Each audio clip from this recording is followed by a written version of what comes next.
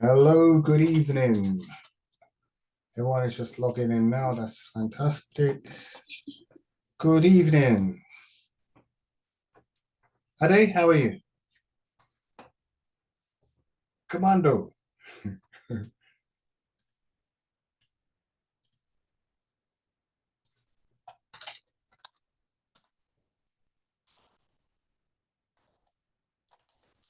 Hello.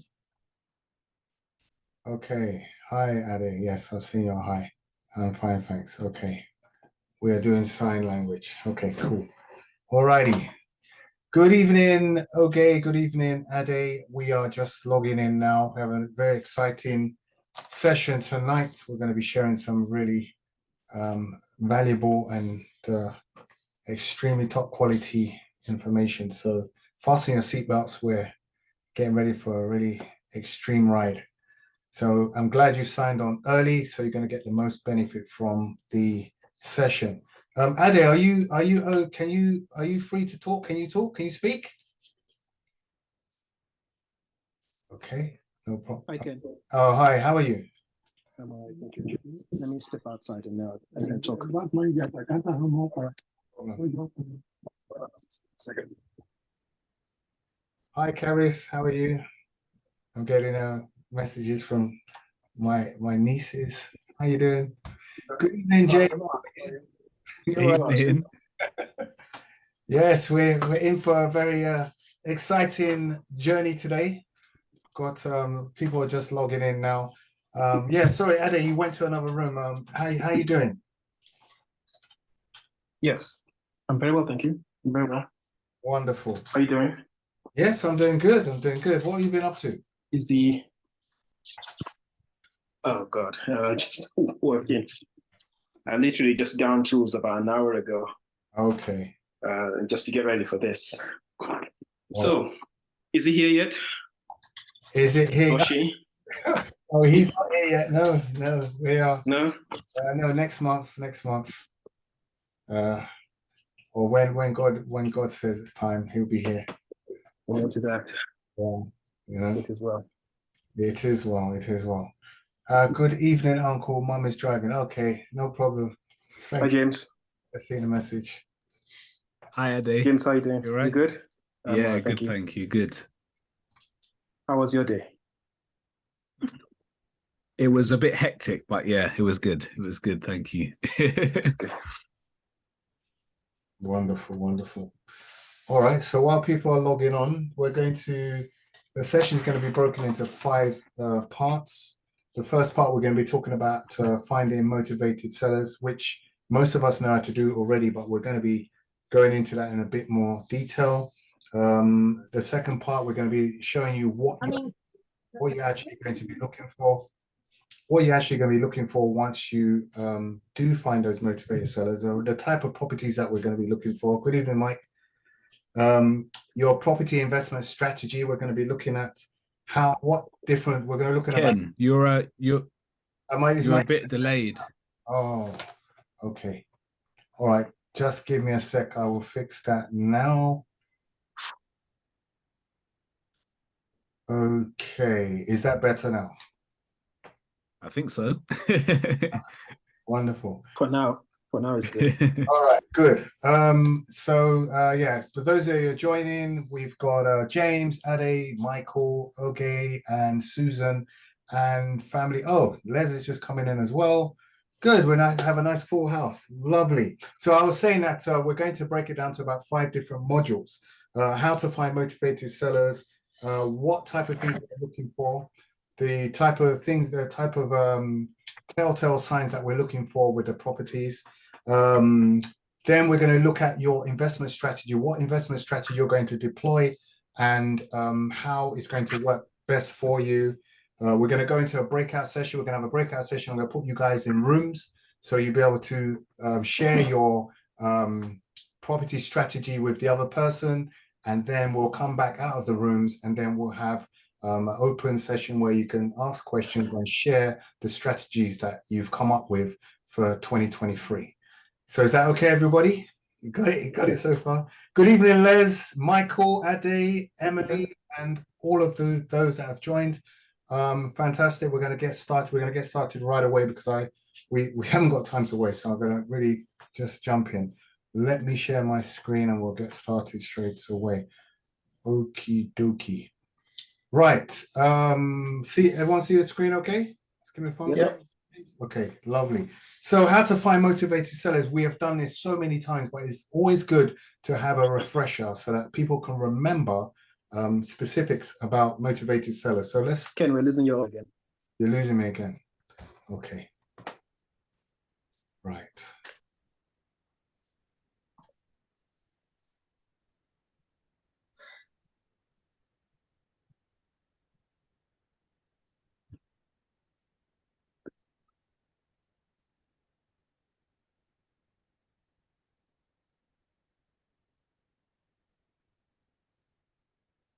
You've died.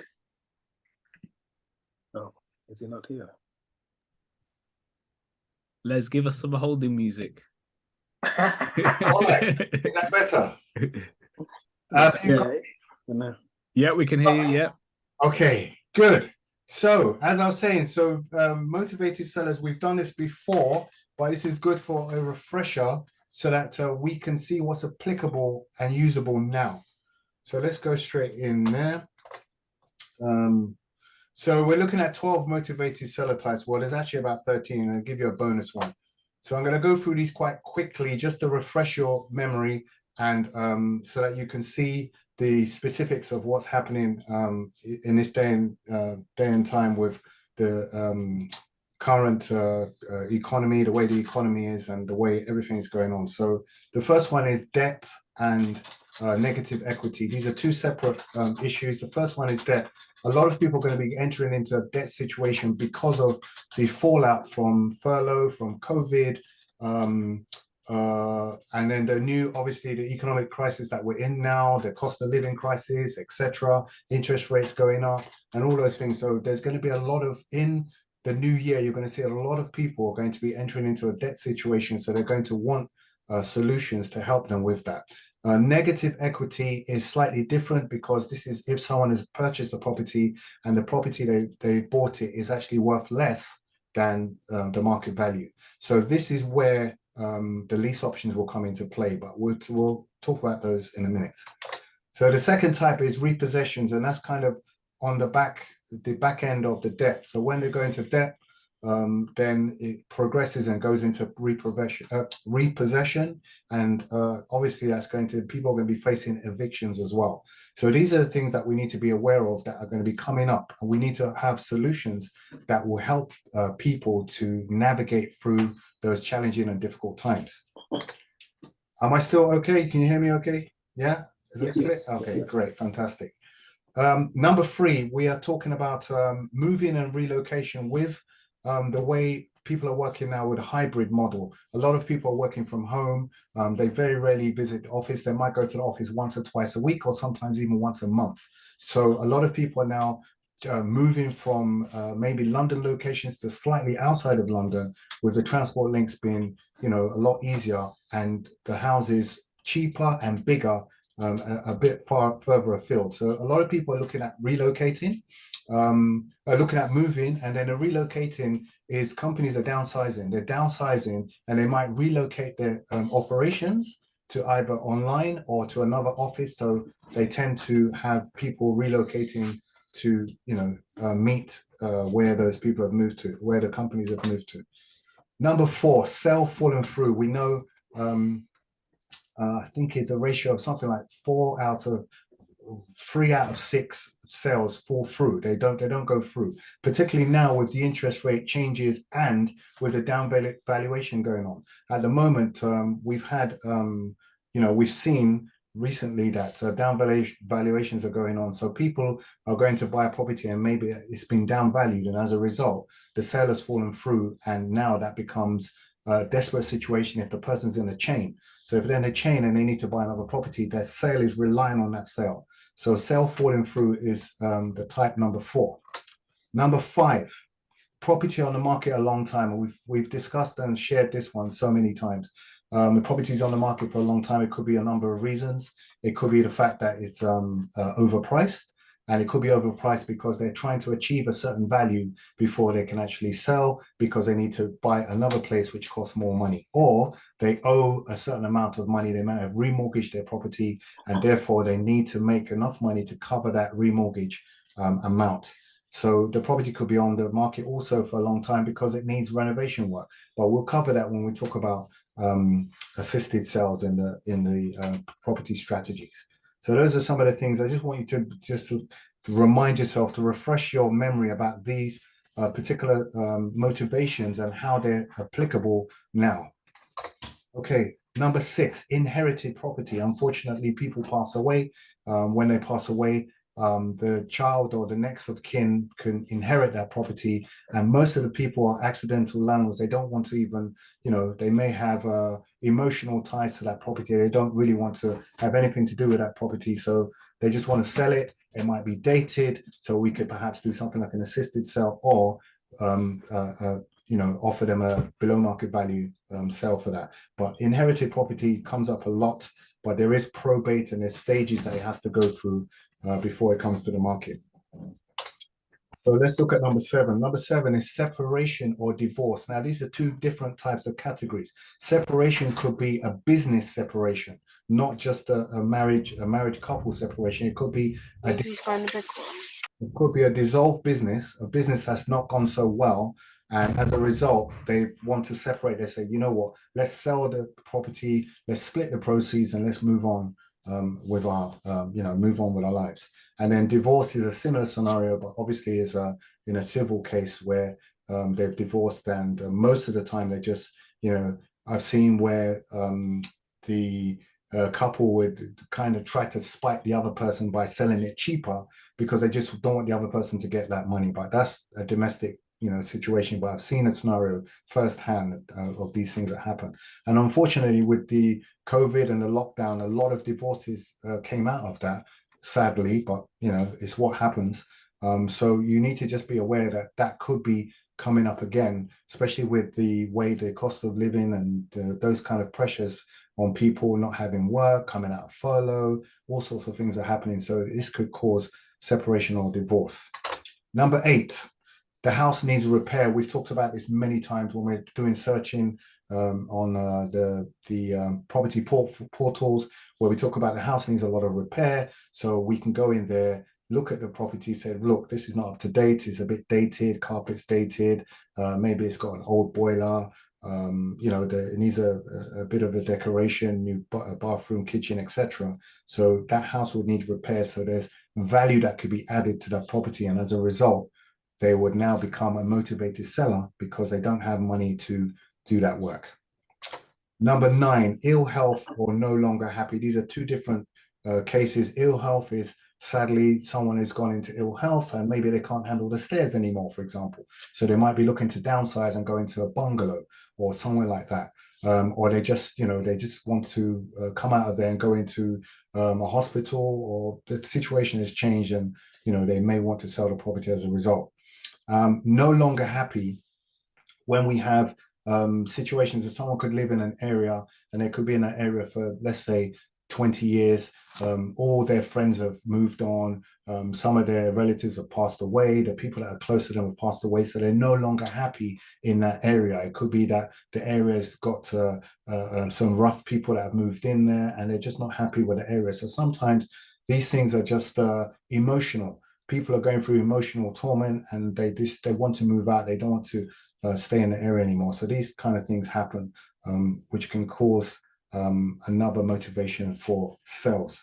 We're almost there. Number 10, tired and fed up landlords. So we have a landlord that's been, perhaps renting a property for 30 years, 40 years. He's been in the business a long time. She's been in the business a long time. They just want to sell up now. They've had enough. They just want to hang up their gloves and move on. And they could be fed up because the place has been, trashed by tenants.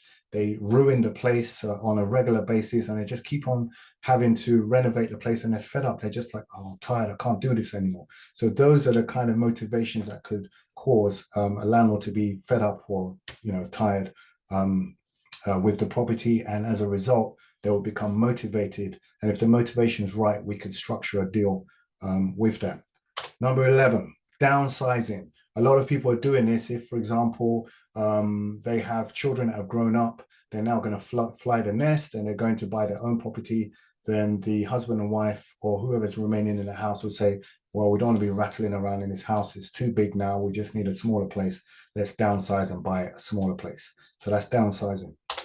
Then number 12, unprofitable investment. Unprofitable investment, for example, if they have bought a property and it's not gone up in equity. This usually happens is when they have paid too much for the property, because a lot of people don't do the business like we do the business. They will just go, oh, that looks like a nice property, and they will buy it without even doing any due diligence. They don't know if it's a good price. They just take the estate agent's word for it that it's a good price and they buy it, only to later on find out that maybe they've overpaid for that property. This may not necessarily happen now because of the way the valuations are going on, but there's some people that might put a bigger deposit down. So say, for example, the deposit was 15%, they might put a bigger deposit because they've got it, and they put down 25% because they really want that property. So sometimes someone could buy a property with emotion. This happens sometimes in auctions, or when a property is really nicely presented, they can just pay too much.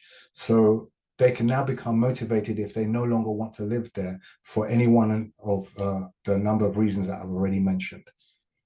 And then the last one, the bonus point, is end of mortgage, which could be end of buy-to-let mortgage or end of residential mortgage. A lot of people crash into this time because they don't have an exit strategy.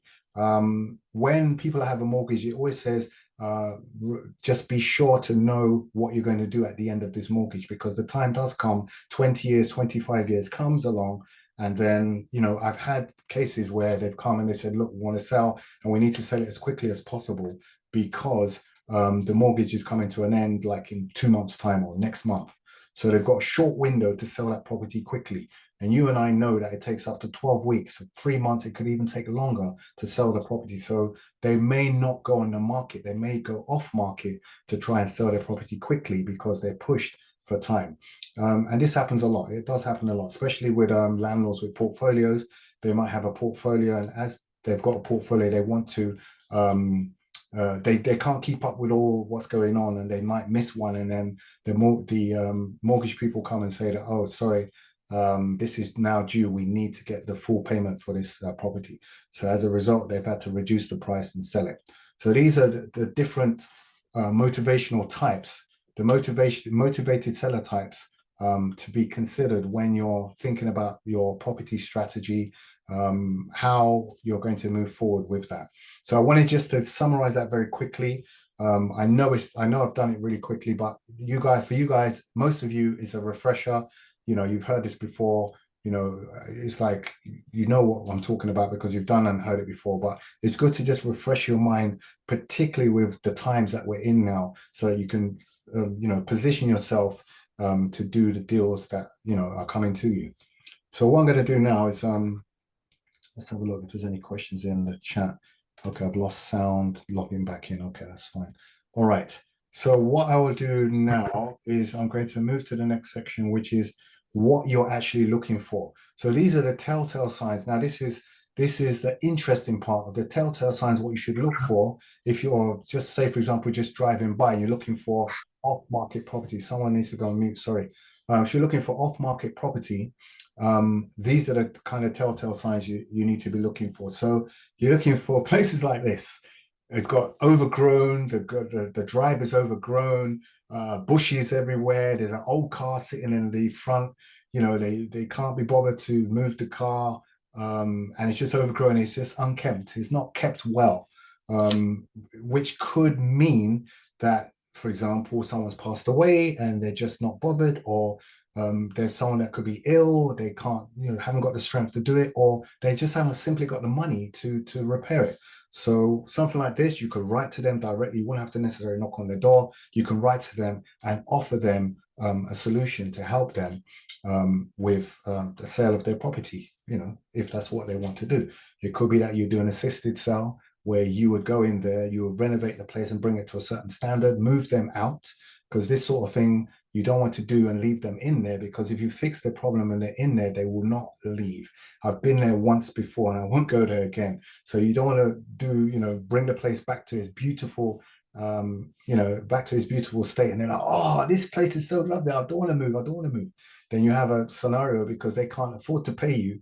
So you need to, so what we'll do with something like this is we'll structure it in such a way that we'll move them out to a rented place, so that once the sale has gone through, then they can go from the rented place into the new property that they're going to. And then what we say to them is, look, it's good to test out the area that you're going to be living in. So you don't have to buy a place yet. Test the area, see if you're happy with the area, get used to the transport, etc. And then purchase the property. In the meantime, we will renovate this place and then we'll sell it for you and get you the top as much money as possible. And then what you do is you agree a price with them, and then you split the profit with them after you deduct your expenses. Okay, so what else are we looking for? We're looking for things like this. People have not repaired their fence. Their fence is falling down. And, we had this big storm not too long ago, and people just left the fence because they just haven't got the time or money to do it. So these are little telltale signs. You might see a gate, the gate's hanging off and it's always been hanging off, or, it's looking a bit rough or tatty. So these are little telltale signs you can see to give you some kind of indication there's some motivation there. It might just be coincidence, but it's worth sending a letter as you drive by. Make a note of the address, and then you can send them a letter directly. There's another one here where the paint is flaking off on the house. And if you've been driving past this house for a while and you continuously see this flaking of the paint, you think, hold on a minute, it's been like 3 months. These people just left it like this. It's looking a bit, maybe they'd be interested in selling their place. Who knows? And it might be something like 1 in 3, 1 in 4 that you get a result. But you know what? If you're getting 1 in 4 result and you turn that into a deal, then you could be looking at potentially 2, 4, 10, 20,000 pounds, 40,000 pounds, depending on how it's structured. So I think it's worth sending a letter to them. What else can we be looking for? Here's another one. Rubbish outside the house. Loads of rubbish, a pile of rubbish, because they've emptied the last tenant has left. They couldn't get a skip. They didn't get a skip, so they dumped everything at the front of the house. But it's been an eyesore for ages. With something like this, I would talk to the neighbors, and I would literally knock on the neighbor's door and say, "Oh, this I've noticed there's some rubbish, a lot of rubbish on this next door. Has it been there a long time?" "Oh yes, it's a complete nightmare. Oh my gosh, we've got rats and this is happening, that's happening, all because of this." And it's an eyesore for them. So if it's been a problem for them and they've obviously complained about it and nothing's been done, then there's some level of motivation there. You could perhaps send a letter, find out who owns that property, send a letter to them and offer to fix that problem. So that's another, indication of a possibility of a motivated seller. And all these are around you. You have a tile falling off the roof. You have a gutter that's broken. Maybe the drain is slightly off center. You have weeds growing out of the drive. You have all sorts of things. These are little telltale signs that will tell you that there's a possibility. I'm not saying it's 100%, but there's a possibility of a motivated seller who you can help, and then you can turn that into profit.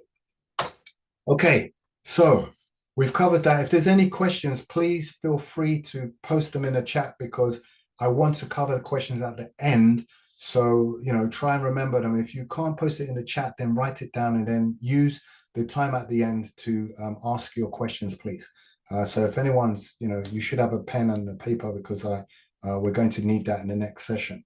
So what I'm going to do now is I'm going to talk to you about the 7 different property investment strategies and how you should be thinking about between 1 to 3 of these strategies. And I'll explain why in a minute. So strategy number 1 is deal sourcing.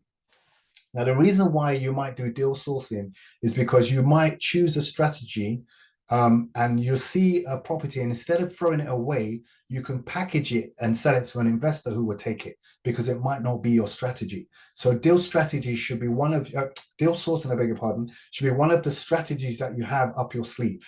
And the reason you have this up your sleeve as your arsenal is that if it becomes a go-to if you've got spare property to get rid of, you can package it and give it to someone else.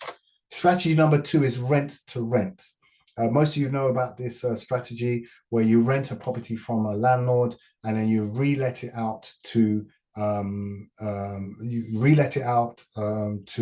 either service accommodation or as a HMO. So you rented it and then you rented it for a higher, for a higher profit on the other side. Strategy number 3 is rent to service accommodation. Sorry, strategy number 2 is rent to rent. You literally rent it cheaper and then rent it for higher to one, a standard family, like to a family. Strategy number 3 is rent to SA, which is rent to service accommodation or rent to HMO. This is when you convert the house for service accommodation purposes, so you can charge on a nightly basis, or a HMO where you split the property into HMO units, like maybe 5 or 6 units, and then you're letting out each unit self-contained. Maybe they share a bathroom or something, self-contained, and you're collecting rent from each of those. So obviously the service accommodation is more work that needs to be done, but it can be systemized, but it's more lucrative. But you've got to be careful that you do the right homework, excuse me, to make sure that the place is profitable. So for example, you can look on, there's a place called AirDNA.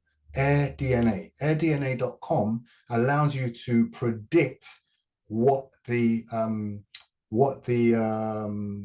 rate is going to be for that property based on existing or current rates that are going on. So for example, if you put a postcode in there or an area, you can then search on the area, you can see the occupancy rate, 77%, 80%, etc. Once you see the occupancy rate, you can calculate what you can actually make from that property. The only thing that you got to bear in mind is that it's seasonal. I noticed that it tends to be more for service accommodation. You could rent more during the summer than the winter. However, it depends on the area. So you can look at history. When you go to the AirDNA, for example, you can look at the history and see which one, is more beneficial. So it can work. The HMO model, you will have to put money in to bring the property to a HMO standard. If it doesn't have a license, you're going to have to put that license there, and then you're going to have to convert the rooms, fire regulations, etc. So it might be quite a bit of an outlay, but it's worth it long run because it's kind of a more solid, strategy. So strategy number 4 is one of our favorites, is a purchase lease option, where you agree to buy the property from someone in the future. And in the meantime, you find a tenant buyer who would then rent that property from you and buy the property from you at a higher price. So you make money, in a few different ways. Strategy number 5 is buy to let, the standard buy to let, or a buy to let HMO.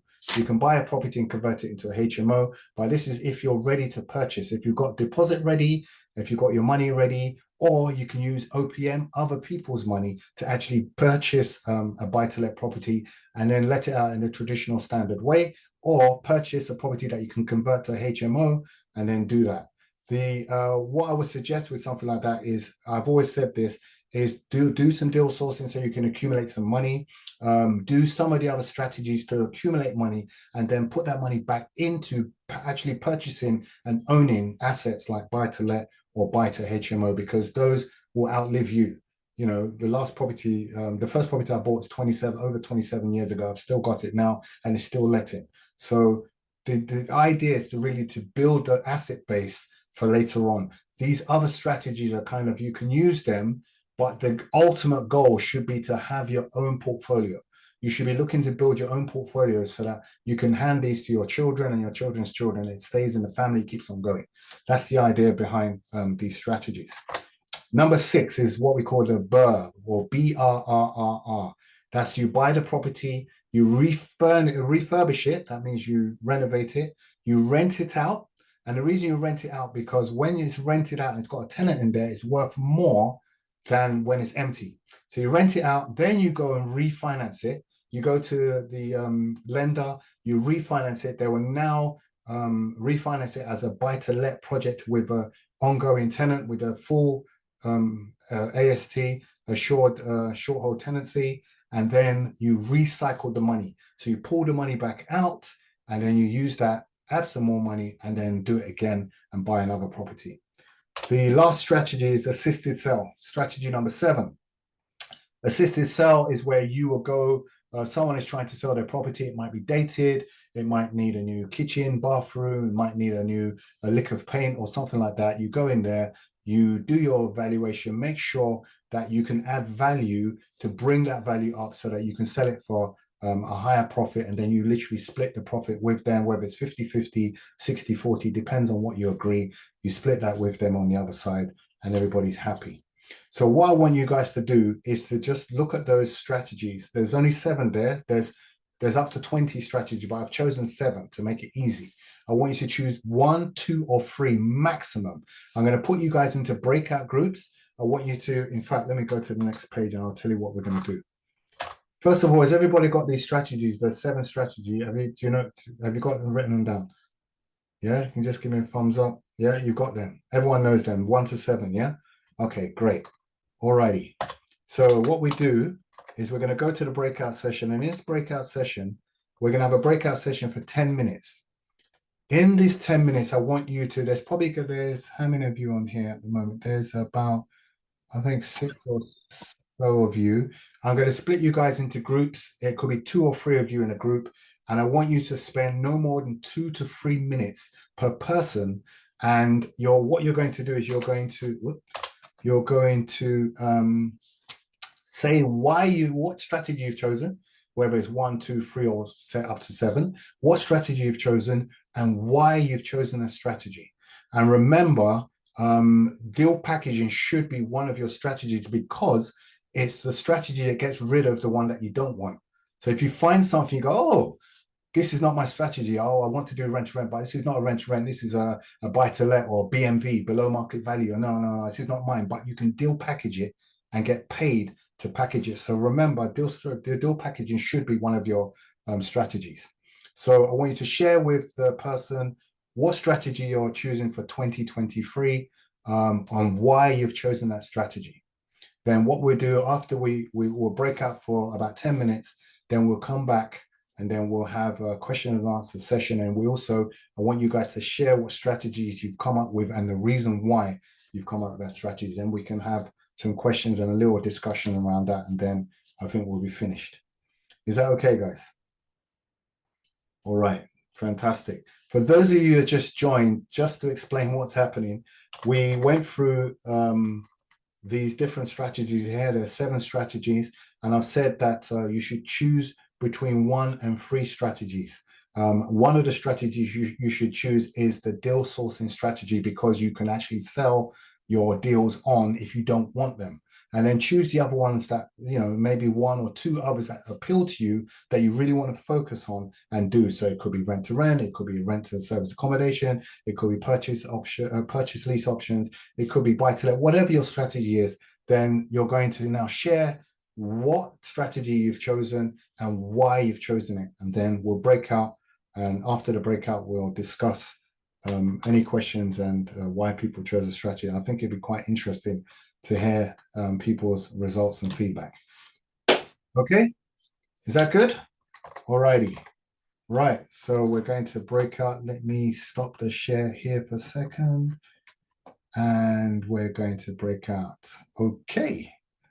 All right, so any of you guys have not done your hair, maybe this will be a time to wear your cap. And where's the breakout? Where are we gone?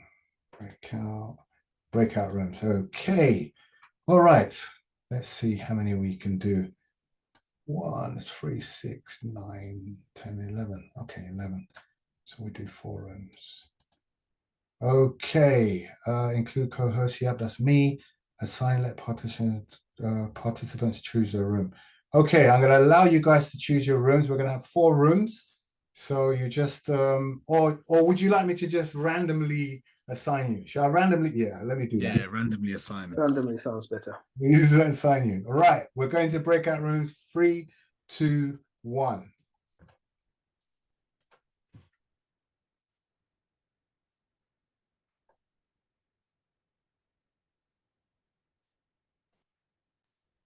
Ah, look. Hey, right, good. We're in a breakout room. Wonderful. Can you talk? Hello. Hello? Okay. You're in my breakout room. Can you hear me? Oh, what's happened? Oh, okay. She's gone to room 3. Lovely, lovely. All right. She must be logged on 2 places. That's fine. Okie dokie. All righty. Let me mute myself here. Should really play some music or something. Yeah, I think I might do that.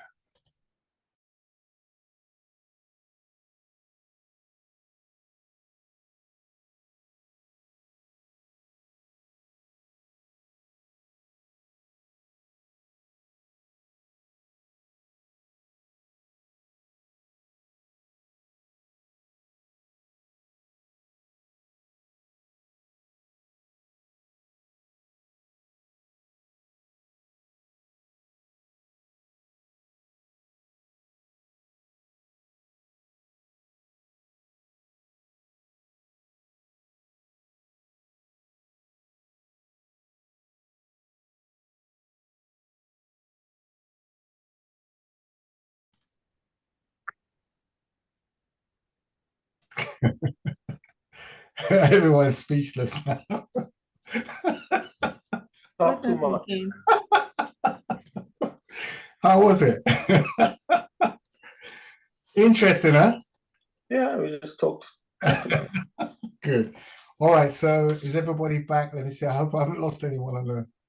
Okay. I think everyone's back. Good. So what I would like to do is I want to give one of you in the group 2 minutes to summarize what the strategy was for yourself and for the other person, and the reason why. So I'm going to start with Darlene and Emily, who are in room 1. So since I can see you, Can I Emily, go? I'll go. yes, please. Okay, so we talked about quite a few strategies, but we sort of discussed the fact that starting with something like a rent to rent or rent to HMO means that you don't have to put as much upfront costs into it. Yes. So as we talked about sort of the balance of how we take a strategy that's one, we can find the time to sustainably sort of keep going. So when we discuss, for example, deal sourcing, we talked about how sending letters can take a while to sort of get a deal, and Darlene shared about situations where she'd found deals and they'd fallen through. So rent to rent, deal source. So rent to rent to get some income in, to get your feet sort of under the table, as it were, get started. Look at deal sourcing alongside assisted sale as well. But then we sort of discussed how that could also be require some investment to sort of renovate the house that you find and so on. Yes. And I guess all of that with the view of being able to then save up for buy to let. So sort of in that order. Lovely, lovely, lovely. Okay, what I would say to that is very brilliant strategies. I would just say the don't let the money challenge you. Don't let the money, not having the money stop you from moving forward. If the deal is good, the money will always come. You always have someone, an investor, a silent partner will come in and say, I'll give you the money if the deal is good. So just focus on the deal. Focus on the deal. Once you find a deal, a partner is easy to find. We can find a partner. So don't let the money side of it stop you from moving forward. Oh, we need 10 grand. I've done deals where people have given me 10 grand. I've done deals where people have, I've told you, I've shared some things with you that people just, because it's a no-brainer, they say the money goes in, I'm going to get this out. So you're making money for not having money. So yeah, don't let that hold you back. But yeah, brilliant. Okay, so that's for the assisted sale, you mean? Like Yes, when if you find a yes, property that you need yes. to do some renovations. Okay. Yeah, Okay. absolutely. Okay. Even on a rent to rent, because you can make the money back. Say you go for without the rent for a couple of months, you can use that money to pay back the money, and then after that you can start making money. So you can just defer your profit. You can have your profit instead of having your profit immediately. You can 2 months or 3 months, but the profit is now yours because you've used that money to pay back the investor that's giving you the money in the first place. Yeah. Okay, wonderful. Thank you very much. That's excellent feedback. Room 2 was Ade, Basola, and Les. Who's going to be the spokesperson for you guys? Ade, go ahead. Okay, so I think we all had deal sourcing in common, and we all had buy-to-let in common. Les is very interested in lease option agreements. Is that right, Les? Am I right?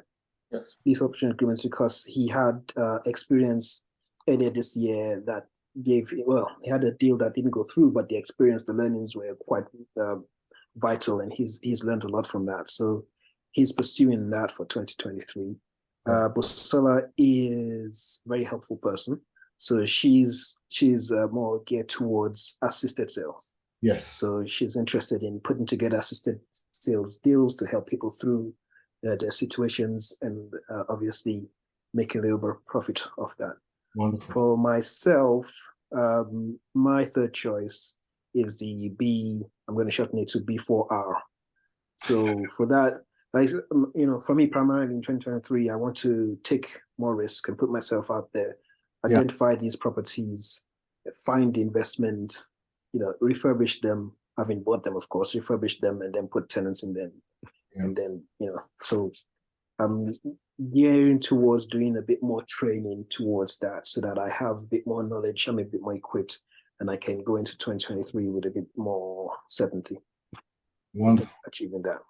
Brilliant. Thank you very much. That's really good. Excellent. Okay, room 3 was James and Oge. Who would like to be the spokesperson? I don't mind speaking.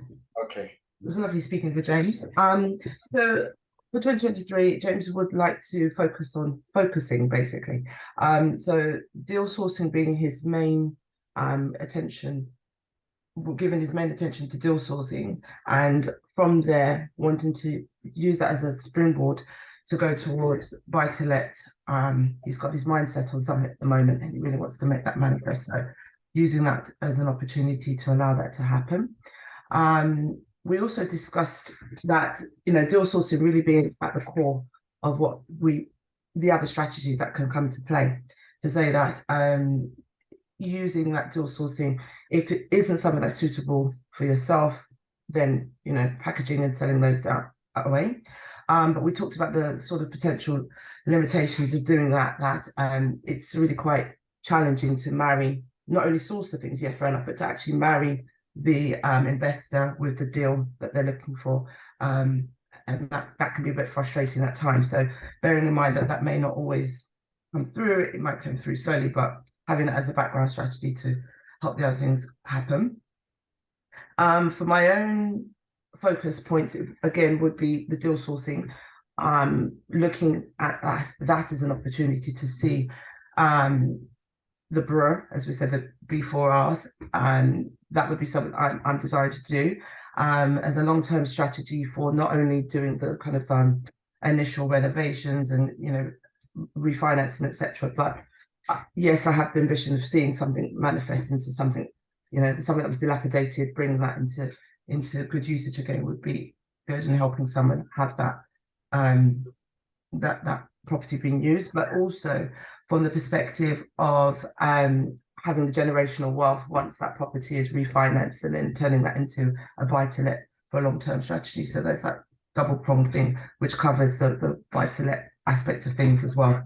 Rent-to-rent was something that I thought I wanted for the continual income, but after further investigation, I'm slightly on the fence with this at the moment, because I've understood that it becomes its own business in its own right, and that I have to be mindful of how much time it can consume. Running my other company in the background and my family life, I'm not sure I can dedicate enough time for that as its own business.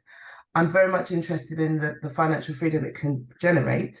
So I'm saying the only way I think that can occur is if I've got systems in place in terms of, having the right team around me to assist that strategy. So yeah. Brilliant. Thank you very much. Very good. Very, very good strategies, because we're thinking about short term short to medium, and then long term. The long term is obviously the wealth generation and keeping that in the family and keeping that going. The short term is just to get you to that medium / long term, which is really, really, really good. Okay, wonderful. Okay. Then we had, last but not least, Genevieve and Susan in room 4. So who's going to? Oh, you're on mute, I think, Genevieve. Okay, I'll talk. Yes, Susan has spoken about. So of course, deal sourcing, as you said, for both of us, we're going to try and do our best to source. Susan spoke about rent to rent, obviously as a starting point.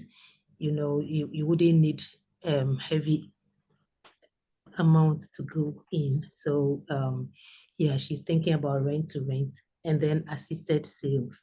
Yes. So yeah, so that's for Susan. For myself, I am also on the side of BRR, although I'm not very sure how it works. Ade, if you go for your training, can you bring me along? Yeah, it's something I'm really interested in, but I need to also sit down and look at it properly. Yes. So yes, buy, refurbish, whatever, refinance. Yeah. Whatever, yeah. Wonderful. So yeah, I'm interested in that, and also in the assisted sales. So yeah, if you get anything going, Ken, you can always Of course. yeah. I noticed you didn't pick deal sourcing though for yourself. Sorry? You didn't pick deal sourcing for yourself. You're Oh, gonna... I said it that Okay. for both of us, we Okay. of course we yeah, we will be doing the deal sourcing. Yeah, that's what I said from beginning. Both myself and Susan will be on deal sourcing, yeah. And then the other two for Susan is rent to rent and assisted sales, and myself, the other two is BRR and assisted sales. Lovely. Yeah, I don't mind lease options as well, but I can't pick too many, so Exactly. yeah, so I'll leave it there. All right. Thank you. That's it. Thank you very much. And just And as you said, I was telling Susan that you said something like you don't need the capital, you don't need and I was money that's what I was before going you to go share. in. So I was yes, going to share that. I was going to share that because that's actually what you did. You did an OPM with other people's money, and you bought a property using other people's money. So you just go to show that it is possible and it can be done. Thank you so much. Thank you. Yeah, thank you. We have literally 2 minutes left. Does anyone have any burning questions that they would like to ask? And can I just ask, was that session useful? Yeah. Does it helped? Yeah. Okay. Okay. Good. Yeah. Because it's all I like to talk, but I don't want to keep talking. And then I want you guys to like make a decision and say, right, this is, you own it. You own that decision and you can see why you're doing it. When you see why you're doing something, then you're going to do it, not me. You're going to do it. So I just thought, yeah, that would be helpful. Yeah, do you guys have any questions? Yeah, would you mind? Can I just ask you about the option 3, which is the rent to service accommodations for HMO? Can I confirm the website? You said AD Delta November Alpha. Air DNA. Delta November Alpha.com. You know, like Airbnb. Airbnb, but it's Air DNA. Yeah. Okay, good. Come on, Air DNA. Can I please also check? What's your opinion of time constraints on that? Do you think? Froze. Say that again. What's your opinion about the sort of amount of time that you need to dedicate? Do you think that could be a side? Service accommodation. Okay. If you want to make that. If you're doing service accommodation, you have to really have, there's a lot of time that's involved. And the time is the setup time because you have to spend a lot of time setting it up first and then systemizing it. You can't systemize it until you set it up. So you set it up, you'll get involved with cleaners, you get involved with checking in and checking out, you get involved with putting your things on booking.com. Yeah, sorry, forgive me, not so much for accommodation, more the HMO. The HMO is a similar, is just imagine doing 5 buy-to-lets. Yeah. That's what it's going to be like. Mm-hmm.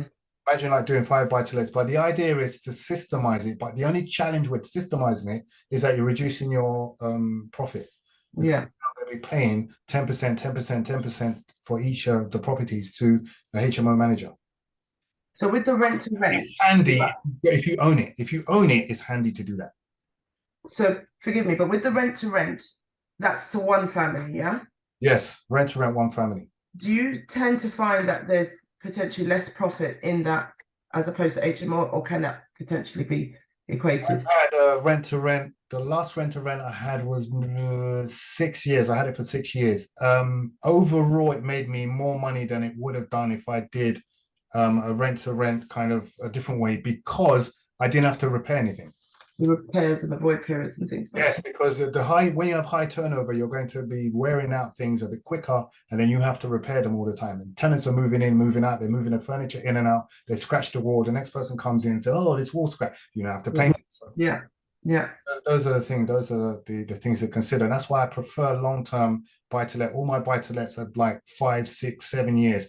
I only had one just recently, it was 18 months, but it was a domestic situation that they had with their ex-partner. So it's a situation happen, but usually 5, 6. I've got tenants that have been in the properties now 5, 6, 7 years. Yeah. So, and then I haven't had to do any decoration because they're in there. They don't like to be painting around them. So, hey, happy days. Or I have some tenants that are actually builders. Their husband's a builder, and can we paint that? Ask to paint. Can we paint the place? Oh yeah, go ahead. As long as it's not green or red or something, just go ahead and paint it. So they paint it for you for free. So these are the benefits. So you've got to weigh up what you need. If you're needing cash flow, if you're looking for cash flow, then the HMO and those projects as long as you do the work, they will give you the cash flow. But if you're looking for something that maybe is a bit in the background, you set it up once and forget it, then you'd be looking at those other systems like the deal packaging. You package, set and forget, you give it and get the money, or you buy a property and it's a buy to let and then you let it out and forget about it. Those kind of things. Or even then the lease, if you go down the lease option, these things will give you money continuously, but you only have to do the big work, the heavy lifting up front. You manage it from there. So it's really depending on your circumstances, will depend on how you manage. That's why I wanted you guys to think, give you a scenario so that think about what you're prepared to do, because some people are prepared to put in the time. They're gonna, they'll get more money, but they have to do more work. Most of us are busy, so we want to do less. We want to put less time in and make more money. So that's usually the result. So it could be a combination or hybrid of different strategies. That's why I said deal sourcing should be one of your things, because as you go along, you might see something and go, oh, this could be, but I haven't got the time. But someone else has. Someone else will go, I'll take that and grab it off you and pay you $4,000. So you haven't wasted your time. Okay, thank you so much. You're more than welcome. All right, guys. Any other questions? Well, we've gone over time. So Susan, you normally log off at this time. I'm surprised you're still. She's normally 8:30 on the dot. Boop, she's gone. Oh dear. So we've captured your attention. Is there any other questions? Just the last question before we round up, and then we'll call it an evening. Ade, something that occurred to me earlier is with the number of properties. Feel free to tell us how many you have, by the way, if you want. The number of properties that you have. It's past the number on my hands. Excellent. Nice inheritance for the kids. So how do you manage the records? Because I'd imagine mortgage renewals, different dates and all that kind of stuff. Google Sheet, spreadsheet. I use Google Sheet and I use Google Calendar. So for the Google Calendar, I put things like the gas safeties in there, but I do crazy things like all my gas safeties in a particular area at the same time. I've got 6 properties in one area, all do the gas safety on the same day. So I only have to think once. All 6 of them are done. I've got one plumber, gas engineer who just do 6 properties at one go for me, gives me the bill, emails me all the documents, I'm done. So I don't have to think about it. And I had to take the hit because I lost some time because some of them they were overlapping. So, but I've synchronized that so that I don't have to worry about it. So that's what I did over there. Everything's automated, more or less. My systems on my bank statement. So when the bank statement comes in, literally I check every day. I check my bank account. I've got my spreadsheet. I go to my online bank, I use 15 minutes and I'll check every single entry to make sure all of them are in. If there's a problem, I fire an email to the management agent, say what's going on, why is it late, da da da.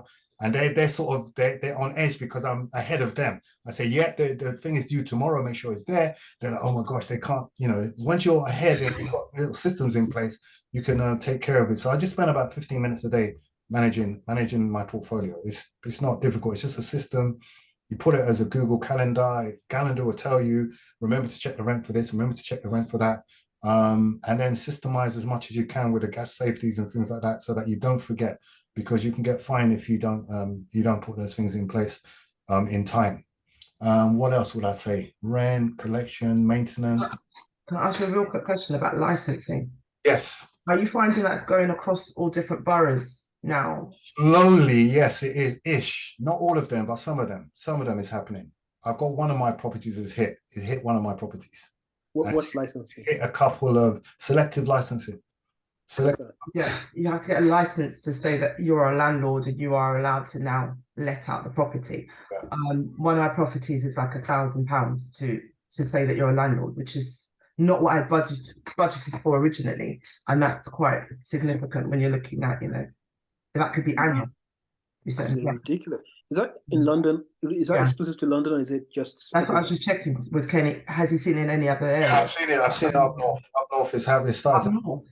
Yeah, it started only in a few places, selected places. Squeezing. But it's squeezing us. But you know what? It's survival of the fittest, isn't it? It's going to be survival of the fittest, but we're going to get deals now. If they're squeezing everyone else out, the deals are going to come down. We're going to get deals. So, and then rents will go up because there's going to be a shortage. So if rents go up, it's happy days. It will balance. So that's the way I see it. There's always swings and roundabouts and pluses. Last question from me. You could be all right. Do you insure everything? I mean, all your properties, or do you have building insurance on every single one of them? Very good, brilliant question. I wish I could have, I've tried. I said, I want insurance for all of them. Just give me one insurance that covers everything. No, we can't. It's all different. I'm like, you must be able to. Unfortunately, I don't have a group insurance that will cover everything. All of them are individually done. I use moneysupermarket.com to get my rates. There's one or two of them that are a bit specialist that I had to go through, searching until I got a good deal. But most of the deals you can get straight. You just go to landlord insurance, you do a Google landlord insurance, and moneysupermarket.com comes up, and then you can get quotes. It gives you 10 or 15 quotes. You can choose the most appropriate one there, and you get a good deal. You can pay monthly, or you can pay in one go. So it's very easy to do, and it's not difficult. And that, again, I put in the Google Calendar when it's due to remind me, but they always remind you when it comes to collecting money. Trust me, they will remind you to collect money. So yeah, those are the things I do. Just Google, as I've showed you guys before, Google spreadsheets, Google Calendar, your best friend, and email. Those are your best friends. Those are your best friends to use, tools to use to systemize the process. There are programs out there. There are letting programs out there, but I've seen them. They're quite expensive. They might be a bit cumbersome to use. I guess if the portfolio gets too big, you have no choice but to go that way. But that's what I use. One of my mentors has got 68 properties, and he uses a spreadsheet. So if it works for him, it's going to work for me. Okay, thank you, Ken. All righty. Okay, I think we're good. Right, so next time we're meeting is going to be, I have to have a little bit of a long break because we have a new baby coming. So I need a bit of a break, and we're going to be coming back on the 12th of January. And I know that's a long time, but the 12th of January is when we're going to coming back on the Thursday, the 12th. However, if you do need anything, I'm here you can email me or book a call with ken.com. If you need to book a call, we can chat. I'm still around, and I will reply to your messages and emails accordingly. But officially, we're going to be meeting again on the 12th of Jan. All right, guys. So I wish you corporately a Merry Christmas and a prosperous New Year. Smash those deals. Get serious with your property investing. You'll be fine. Just get serious. Get serious with it. Allocate the time that you need to. The support is here. The group is here. Work together. We can do this. We really can do this. All right, guys. Congratulations in advance. Oh, thank you so much. Yes. Thank you. Remember, never stop learning because life never stops teaching. Make someone smile today, and remember, problems equals profits. Amen to that. So, guys, that's it. Bye, everyone. You. Have a good one. Thank you, Thanks, Ken. Ken. Thank you, Good night, Ken. all. Bless everybody. Bye, everyone. Merry Bye, Christmas, everybody. all. Merry Bye. Christmas. Merry Christmas. Bye. Merry Christmas. Bye.